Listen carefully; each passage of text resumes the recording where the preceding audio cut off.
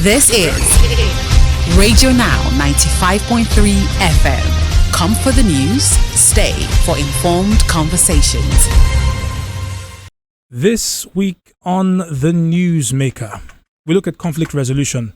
Now, conflict resolution is the process of ending a dispute and reaching an agreement that satisfies all parties involved. And as conflict is a part of the human experience, conflict is inescapable. Now, Nigeria is a country with over 500 tribes which speak a myriad of languages and dialects and observe different faiths and religious practices. As a nation with well over 120 million people, conflicts are a part of daily existence, and in some cases, these conflicts lead to violence and bloodshed.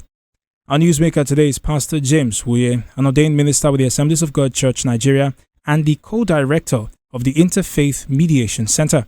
His life is a storied one that has gone from being a violent religious extremist to finding peace with the very people he opposed, and now a total dedication to ending religious conflict and building bridges between people of all faiths. Pastor James joins us on the Newsmaker today.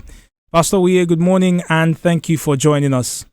Happy Easter, happy Holy Week, and peace be with you all and every person listening and hearing us at this moment. May the peace of the Almighty be with you all. Thank you. Amen. Thank you, Pastor James. Your life is one that brings a lot of reflection. Can you give us a brief insight into how you got to this point where you're talking about peace with the very people that you opposed in your past?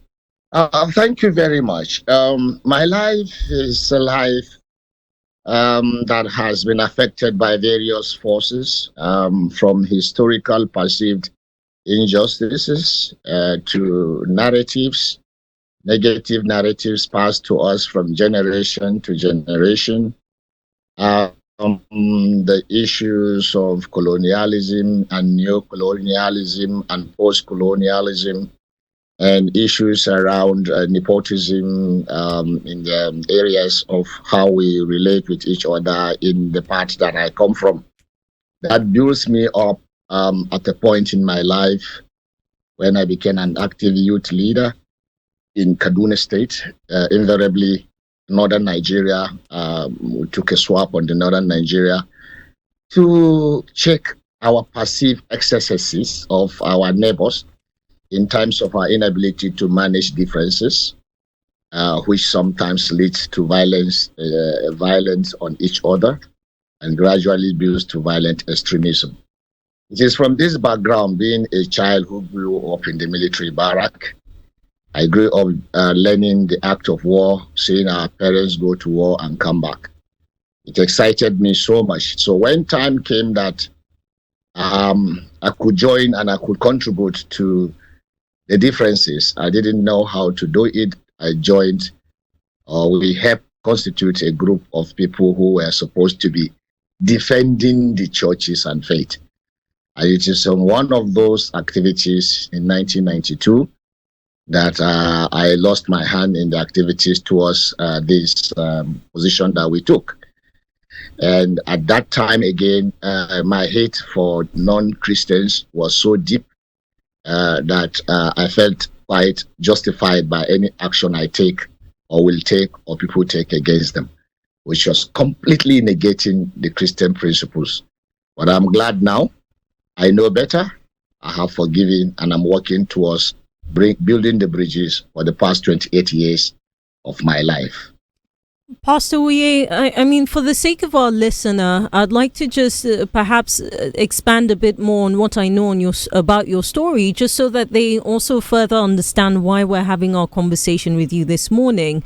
I know that Imam Muhammad Ashafa is very important to what you do at the Interfaith Mediation Center. And I've heard him tell your story before, where he was on the other side of that violent conflict in the early 90s, and he lost 3 family members. And today, both of you are essentially brothers who try to build that gap, build bridges between both your faiths, Islam and Christianity. And perhaps it's not perhaps it's important to note the coincidence we find ourselves in today, where we're celebrating Easter, for Christians, but Muslims are also observing what is their holiest month in the calendar year. So speak to us about that journey towards calling someone else who's a Muslim from the other side of the divide a brother. What happened there? Thank you so much. It took me about 3 years to process my anger and start the journey towards forgiveness. I had a turning point. My turning point came when a pastor gentleman, the leader, late Ina Amako of the Family Worship Center in Abuja, was to reach out to the Muslims in the northwestern Nigeria. Coincidentally, now I'm the Khan secretary of Northwest, the area that I had worked to, so to say, reach out to, that brought about my turning point. He said to me, James, you cannot be a true Christian if you hate the Muslims. You need to love them, you need to forgive them, and what will Jesus do if we are here himself? And with that new motivation, with that new understanding, it was like the scale fell off my eyes. And I came back to meet Imam Ashafa in Kaduna after that orientation, where I was supposed to coordinate the evangelization of northwestern Nigeria, 7 states in all. With love, I said to him, Ashafa, now we can do this work. I've realized I have been hurting myself by not forgiving you. Now I love you like Christ will love you. I love you with a passion. And now he's to me a brother, not just a brother, but a real brother that I think with, talk with, and reflect with. And I want to tell you, you can ask him anything. Ask me later. It's like with telepathy. That's how the bonding of our relationship has grown from sworn enemies to best of friends. I know those watching or listening do not know that probably I lost an arm in one of the struggles, incapacitated by this issue, but now I love. So God, in his infinite mercy today, we have just celebrated the Holy Week from Palm Sunday and then to Easter Sunday, and today is Easter Monday. And this is the 10th last days, holiest day in even the Ramadan. It's believed that they get a kind of reward. So Christians have just concluded, Muslims are ending soon. So for me, it's just a unique presentation by the Creator himself that we don't have any option but to love ourselves excessively and share what I call infectious love. Loves that disarm the enemy, love that turns an enemy into the best of friends. Pastor James, Pastor Wee, beg your pardon. What you talk about is, I don't mean to sound cynical, is a bit of a fairy tale to find this level of companionship, this level of love, and this decision to work with the people who at one time were your enemies. Well, we still see conflicts happening across Nigeria, and in some cases, it's blamed, it's settler versus herder. In other cases, we hear about religious violence. As someone who had to flee the northern part of Nigeria at some point in my life due to these sort of conflicts, it seems like a dream. How easy or how difficult is it for you to continue to push this message and get people to sheath their swords and instead embrace dialogue and look for the similarities between each other? Very well presented. I'm sorry about your relocation by the reasons of the challenge that you have faced, and out of that you moved to where you are today. We are working and will not stop working because conflict is dynamic. Sometimes they come in different phases, and sometimes they come hybrided. Some are motivated by our values, which is to say our faith, our traditions, and some are motivated by resources. And you find out that hidden behind those resources, people begin to ventilate positions. And those positions, you need to open it deep to know the need. Our work is we have had successes where people have stopped killing each other, like in Yelwan Shendem in 2005. We worked there, and as I speak to you, you can call anybody in Yelwan Shendem. After the signing of the peace affirmation, all fightings in Plateau State, nothing goes to Yelwan because the people agree to stay in peace. Secondly, the issue that, well, we have conflict entrepreneurs, we have shadows at play. You go to resolve a problem. A statement by one stakeholder, whether a policymaker, a government officials, will now derail the whole process, and you build again. So the issue about conflict resolution, trying to prevent it, even religious conflict resolution, or ethnic or resource one that is like the headers farmers, that is induced by ecological happenings around lack of certain, to some extent, lack of good governance, that is motivating these challenges, can be tracked and it can be stopped. We have done a little and we can do more even before we retire. That is what we call divine intimidation strategy. Divine intimidation strategies invoking divinity to get compliance. That is this is our area of specialization. We use faith to address contemporary issues, sharing our experiences, and it is possible to live in peace. When people know that they are serving that narrative that they have, we create a new narrative. We create a new narrative. Even in the country, north and south, there is a challenge. We need to begin to heal, and the healing will not come by those on the top. The healing will come by those in the middle and those at the bottom. That is what I advocate, so that we can stop these things. We can name those shadows. We can shame those shadows. We can have issues of litigations or put things in other legislative measures on ground. I remember we in our effort to ensure that hate and dangerous speeches are addressed, we suggested religious tolerance and hate speech bill, which went to the Ministry of Interior, and later it came back to the Attorney General, and it died there because this time around, religious leaders said, hold us responsible. We are making this. It is a bill. When it is passed or as executive bill, it will also back, not only back, it can bite.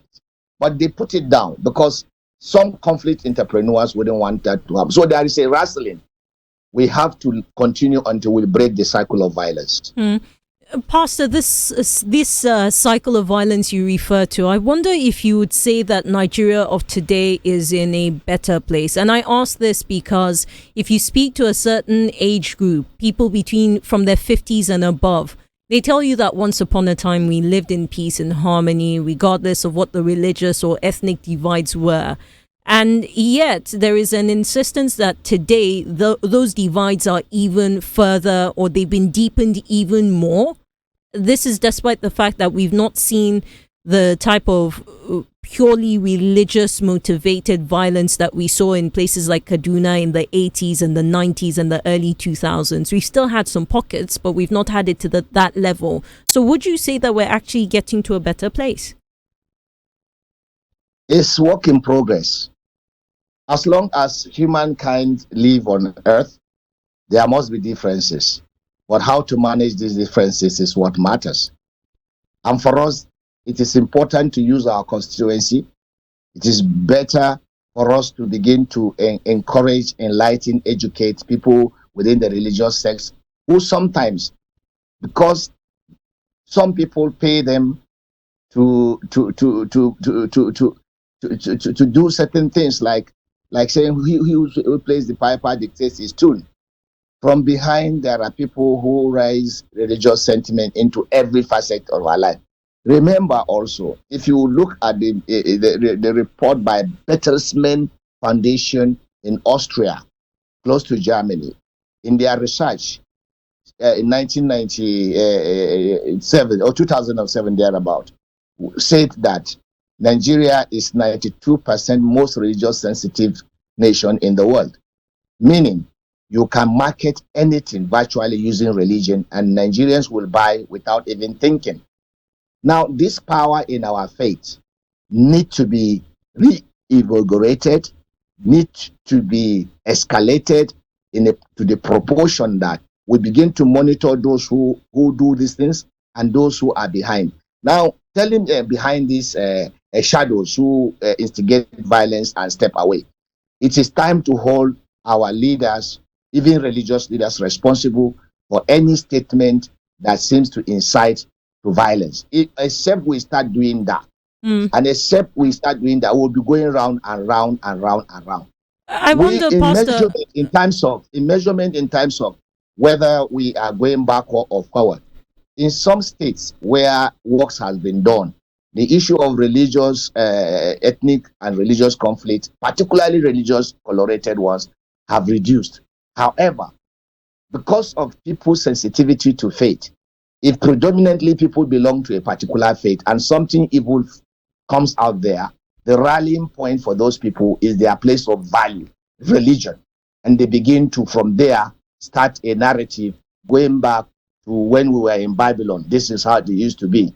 And now we are elsewhere. This is how it's supposed to be. The collective unhealed memories of the injustice done in the past will be brought forward, and people will begin to analyze, contextualize issues of today along with what happened yesterday. So this is the problem. And the leadership of this country must wake up and look at how we must solve this thing once and for all.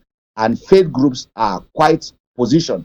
I'm not talking of those faith groups who are praise singers, but those who are actually out there to do something. Some of them are known on the ground, and they should be invited to bring if I a may, new narrative. I am wondering how realistic it is, and I'm hoping that you would draw just from your experience, but how realistic is it for us to have one approach to these different faiths that are fundamentally different, right? And if we take just the two major religions, Christianity and Islam, on a level, there's a fundamental difference between both of them where they do not agree. So if we were to, whether it's legislate or the accountability bit, where you, just like you mentioned earlier, that the clerics have said hold us accountable, or if we're depending on the executive to also take things by the horns, is it realistic to use just one approach across both faiths? Sure. It's hybriding of the approaches. When I use the word divine intermediation strategy, I'm deliberate about that. Because from our text, we have written a book with the Imam, we call it the Pastor and the Imam Responding to Conflict, where we brought areas of our common grounds, more than 75. And then we have 25 areas of what we call no-go area. Anyone who celebrates the other in that context has left his faith. These are value issues that we can massage.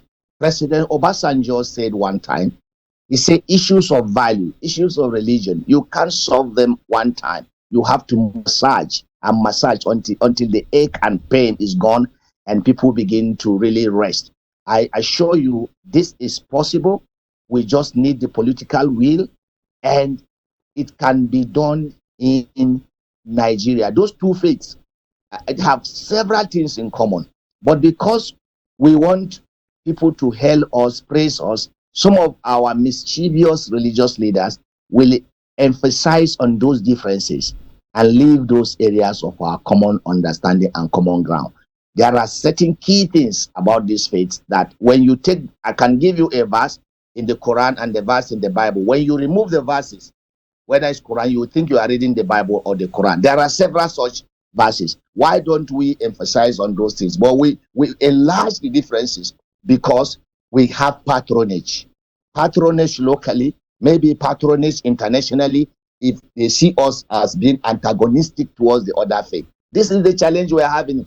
So we have to deal with our shadows. We have to deal with ourselves. We have to put some checking mechanism on some of our brothers and sisters who go to ventilate anger, ventilate their pains, because they have anger that they have not transformed. They begin to transfer it to people. So that transfer of anger is what motivates killing. When a fly comes around, instead of hitting it maybe with a broom, you take a sledgehammer to hit the fly. This is the things that we are doing. We have to be compassionate. We have to love. We have to have principle of the golden rule that says, do unto others what you want others to do to you. This is in about 10 religious traditions in the world, including the native African traditional religion. Pastor, you mentioned a few minutes ago that legislation has failed, not exactly helped in ensuring that religious conflicts do not reoccur. Where do we need to strengthen our legislation so that the efforts of centers such as yours, the Interfaith Mediation Center, will continue to get support from the government and, I guess, become more authoritative across Nigeria? Ours is to enlighten. Ours is to advocate. When you find our strategy useful, we are open to further sharing our experiences and deepening our conversation with stakeholders around our various constituencies. There is a need for deprogrammed religious leaders, those who are not programmed to hate again, who have changed their attitude, like several of us that are on the ground, to begin to have intra-religious discussion. And on the other side, intra-religious discussion. Before we come for inter, there are system structures in this country. NIREC, for instance, is there. They do a lot of dialogue, but we feel that the dialogue needs to really go down. And then there are needs also for independent bodies, because anything seems to be being supported by the government is perceived as, sorry to use the word, stooges of that system. And then when they leave, it takes a time again for them to regroup and are launching. So for me, there are initiatives in this country that are doing quite well. Let's harness ourselves together, put ourselves together and harness our energy, our experiences. There is no need for competition. Let's be complementary and then begin to reach out to people. And for you in the media, what you are doing today, for me, is greater than what several people will do in their closet. Amplifying some of those our humble experiences to a state where people are beginning to listen, to understand. And I'm sure those who may ask questions like you have asked, there are assistance that can be given, even if we don't get it from others, but let there be that collective zonal, regional discussions.